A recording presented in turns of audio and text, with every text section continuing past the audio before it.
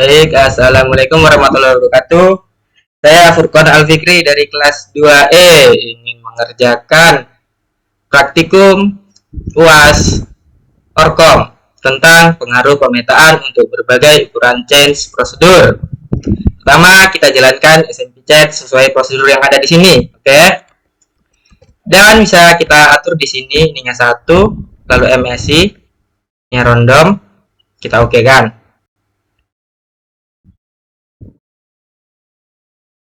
Dan di sini kita bisa lihat word weight bridge-nya 32 ya sudah. Lalu word by block-nya 64 ya seperti itu. Block size-nya di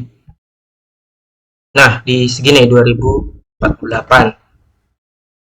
Lalu kita oke kan. Kemudian block inches-nya kita harus di sini harus 4 KB ya. Nah, kemudian kita menggunakan mapping direct. Nah, lalu kita oke kan. Dan kita di sini disuruh untuk menggunakan memory threads yang COMP. Nah, ini dia. Lalu kita oke kan. Dan kita bisa mulai mengeksekutnya. Dan apabila sudah dieksekut, kita dapat mendapatkan hasil sebagai berikut. Nah, ini menggunakan teknik mapping direct, konfigurasi dan ukuran change dari 4 KB hingga seterusnya, dan di sini ada hasil global hit dan misses-nya, dan terus sampai selesai di 42 KB ya. Kemudian di mapping to waste set associated 4 KB. Kemudian di sini kita harus mengatur block in change-nya menjadi 16, kemudian change sets-nya jadi 8, dan lalu kita run-kan dan akan mendapatkan hasil seperti ini. Kemudian ini 8 KB dan di sini ada keterangannya. Ini 16 KB, ada keterangannya juga sampai bawah. Nah, kemudian lanjut ke for waste associative. Di sini mulai dari 4 KB, block in change-nya 16, change set-nya 4. Kemudian kita run kan.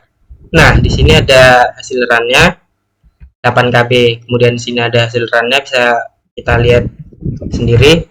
Di sini 16 KB. Ini hasil run-nya. Di sini 32 KB dan ini hasil run-nya. Kemudian kita masuk pada Egg-Way Set Associative. Mulai dari 4 KB, block in change-nya 16, change set-nya 2. Kemudian kita run kan, dan ini hasil run-nya. Kemudian 8 GB ini hasilnya, 16 ini hasilnya, 32 ini hasilnya.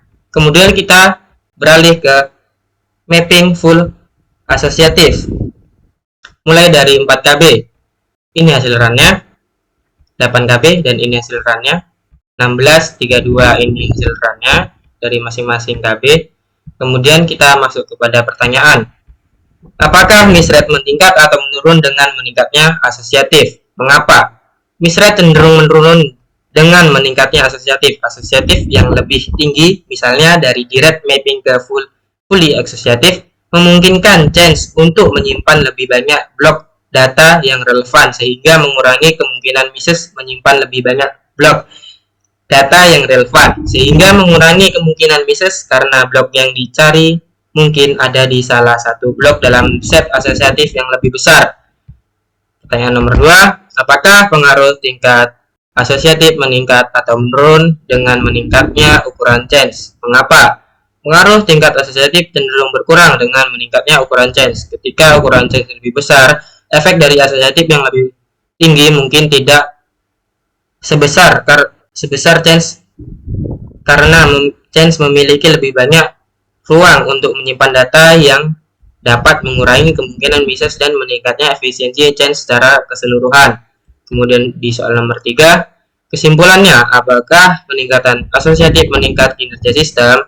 Jika jawabannya adalah ya, secara umum, yang manakah yang merupakan langkah dengan lebih banyak manfaat dari direct ke two-way associative, four-way associative, eight-way associative, dan ke fully associative. Secara umum, peningkatan associative dapat meningkatkan kinerja sistem dengan mengurangi misread atau meningkatkan efisiensi change.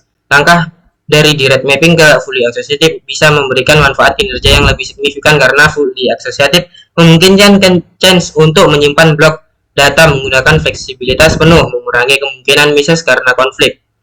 Jika secara umum, langkah dari equi-associative ke fully associative mungkin memberikan manfaat kinerja yang lebih besar karena fully associative meningkatkan chance untuk menyimpan blok data dengan fleksibilitas penuh tanpa pembatasan set associative. Peningkatan associative dapat meningkatkan kinerja sistem dengan mengurangi misread dan meningkatkan efisiensi change. Namun, perlu diingat bahwa peningkatan asosiatif juga dapat meningkatkan kompleksitas implementasi dan biaya hardware. Kemudian kita lanjut ke pengaruh ukuran blok dengan berbagai deployment policy. Dan kita bisa menjalankan SMP Judge dengan konfigurasi yang tertera di sini. Dan di sini kita suruh diminta untuk mengkonfigurasi Word dengan blok menggunakan konfigurasi berikut dari 8 hingga 128. Untuk setiap konfigurasi Word per blok konfigurasi replacement policy berupa LRU, LFU, dan FIFO. Untuk setiap konfigurasi dapat misread meningkatkan file memory threads. Jadi kita menggunakan memory threads MDLJ, B, NAS17 dan JXP. Nah, di sini kita bisa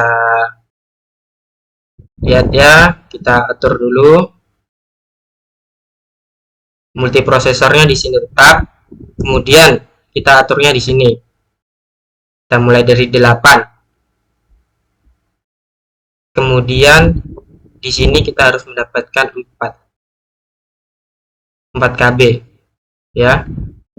Nah, dari 4 KB ini kemudian naik ke 128.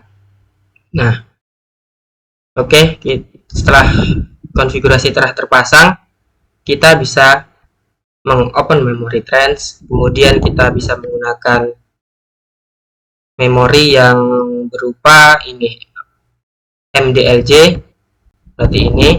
Kemudian NAS17. Setelah MLJ kita runkan, kemudian NAS17, kemudian JXP.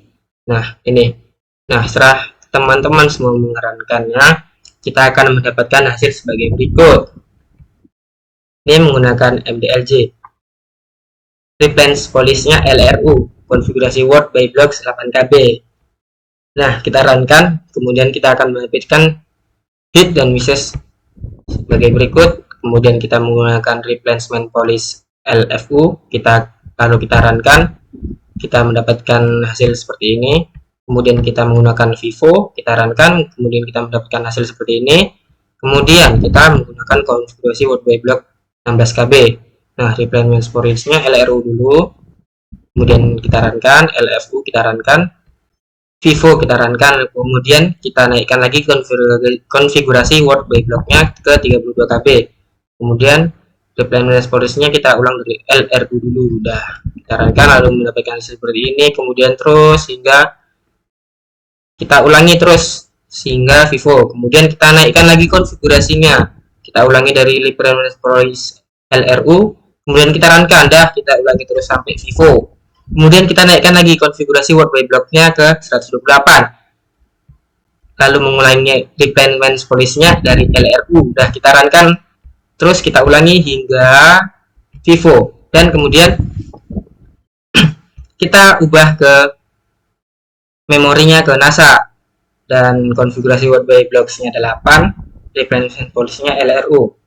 Ya, seperti yang tadi di atas, kita ulang-ulang terus hingga dapat semua hasilnya seperti ini. Bisa kita lihat sendiri ya, kalau kecepatan bisa di pause ya, ini seperti ini. Kemudian ya seperti ini semua. Kemudian kita masuk ke sesi pertanyaan. Apakah misread meningkat atau menurun dengan meningkatnya ukuran blok? Jelaskan. Misread cenderung menurun dengan meningkatnya ukuran blok. Saat ukuran blok lebih besar, Chance memiliki kemampuan untuk menyimpan lebih banyak data dalam satu blok, yang dapat mengurangi kemungkinan misread karena data yang dibutuhkan mungkin sudah ada dalam blok yang sama. Soal nomor 2, bagaimana pengaruh Readability Policy terhadap misread untuk setiap ukuran blok? Jelaskan. Readability Policy seperti LRU, LFU, dan FIFO dapat mempengaruhi pada misread tergantung pada pola akses data. LRU biasanya efektif untuk mengurangi misread karena meningkatkan blok yang paling lama tidak diakses. LFU cocok untuk akses data yang sering terjadi, sementara FIFO menggantikan blok yang pertama dimasukkan ke change. Soal nomor 3, secara umum manakah Readability Policy dengan misread terbaik dan mana yang paling buruk? Secara umum, LRU sering dianggap sebagai Readability Policy dengan misread terbaik karena mempertimbangkan akses yang paling baru. LFU dapat efektif jika pola akses yang sering terjadi pada berbagai blok tertentu. FIFO mungkin kurang efektif dalam mengatasi pola akses yang kompleks. Kemudian soal nomor 4, analisislah apakah setiap transfer mempengaruhi kinerja dari masing-masing Readability Policy. Apakah manfaat kinerja keseluruhan Readability Policy terjadi untuk semua tolak ukur atau bergantung pada file trans-nya. Setiap transfer MDLJ, NASA7, JXP dapat mengaruhi kinerja dari masing-masing Readability Policy karena pola akses data dalam transfer akan mempengaruhi keefektifan kebijaksanaan pengaruh blok. Manfaat kinerja dari Readability Policy mungkin bergantung pada karakteristik dari transfer yang digunakan. Pemilihan Readability Policy yang tepat dapat membantu meningkatkan kinerja change dan mengurangi misread. Penting untuk mempertimbangkan pola akses data, ukuran blok, dan karakteristik transfer saat mengevaluasi pengaruh Readability Policy terhadap kinerja sistem. Baik, mungkin cukup sekian dari saya, Furqan Al Fikri. Kurang dari lebihnya saya mohon maaf.